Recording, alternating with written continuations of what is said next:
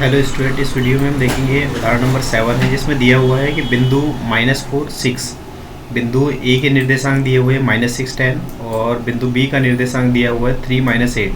ठीक है, को जोड़ने वाले रेखाखंड को किस अनुपात में विभाजित करता है। ये जो बिंदु है -4 6, ये जो दोनों बिंदुओं के निर्देशांक है ना, ये एक रेखाखंड है, इनसे एक रेखाखंड बनता है और इसको किस अनुपात में विभाजित करता है, ये अपने को फाइंड आउट करना है।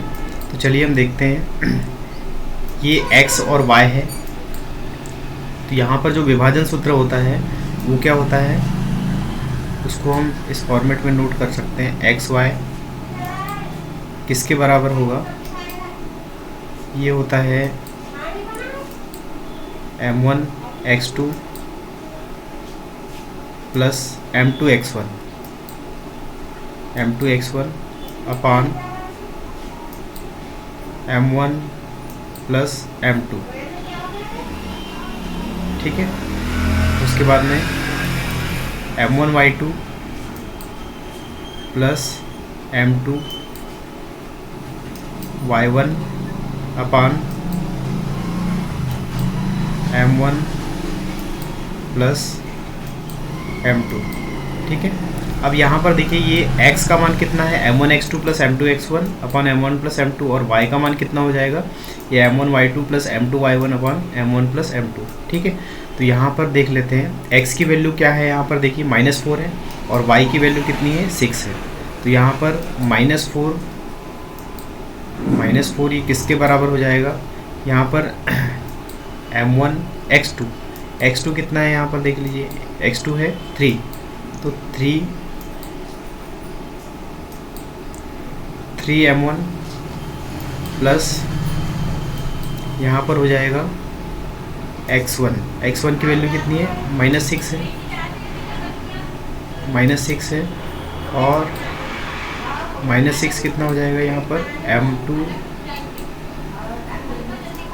यहाँ पर प्लस की जगह यहाँ पर लिख लेते हैं -6 और ये m2। ठीक है, अपान कितना हो जाएगा m1 प्लस m2, मतलब डायरेक्ट इसकी वैल्यू नहीं दी हुई है, m1 प्लस m2। ठीक है, अब यहाँ पर देखिए इसका गुणा कर लेते हैं, -4 से 3 गुणा करेंगे, ये हो जाएगा -4 m1 -4 m2 किसके बराबर हो जाएगा, 3m1 -6 m2। ठीक है, अब यहाँ पर m1 को एक साइड कर लेते हैं और m2 को एक साइड कर लेते हैं, तो क्या हो जाएगा -4 m1 -3 m1 बराबर क्या हो जाएगा, -6 m2 प्लस 4 m2। ठीक है, ये हो जाएगा -7 m1 बराबर, ये हो जाएगा -2 m2। ठीक है, यहाँ पर देख लो माइनस से माइनस कैंसिल हो जाएगा और कितना हो जाएगा m1 अपान m2। यहाँ पर देख लेते हैं, ये हो जाएगा m1 अपान m2 बराबर हो जाएगा 2/7। ठीक है, m1 अपान m2 बराबर क्या हो जाएगा, 2/7। उसके बाद ये भी इसका आंसर हो जाएगा, क्योंकि इसी अनुपात में विभाजित करेंगे, मतलब इसका जो आंसर हो जाएगा 2:7, मतलब 2:7 इसका आंसर हो जाएगा। ठीक है, दूसरा यहाँ पर हम क्या कर सकते हैं, इसमें हम y की वैल्यू भी ले सकते हैं। y की वैल्यू कितनी हो जाएगी, यहाँ पर y की वैल्यू हो जाएगी m1 y2 plus m2 y1 अपान m1 प्लस m2। ठीक है, तो यहाँ देख लेते हैं y की वैल्यू कितनी है, 6 है, तो 6 इज इक्वल टू हो जाएगा m1 y2 मतलब y2 कितना हो जाएगा, यहाँ पर ये -8 है, तो -8 और कितना हो जाएगा, -8 और यहाँ पर m1। ठीक है, उसके बाद यहाँ पर y1 की वैल्यू कितनी है, 10 है, तो प्लस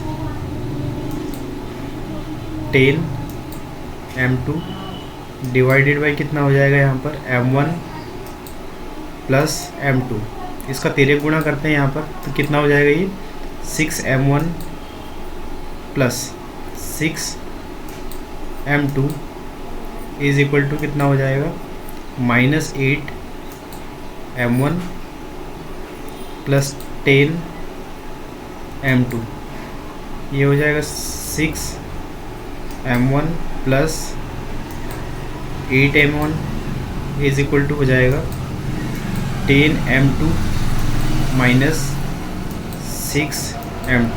ठीक है, ये हो जाएगा कितना 8 और 14 हो जाएगी, मतलब ये 14m1 इज इक्वल टू हो जाएगा कितना 4m2। ठीक है, यहाँ से कैंसिल कर सकते हैं इसको, कितना हो जाएगा ये m1 अपान m2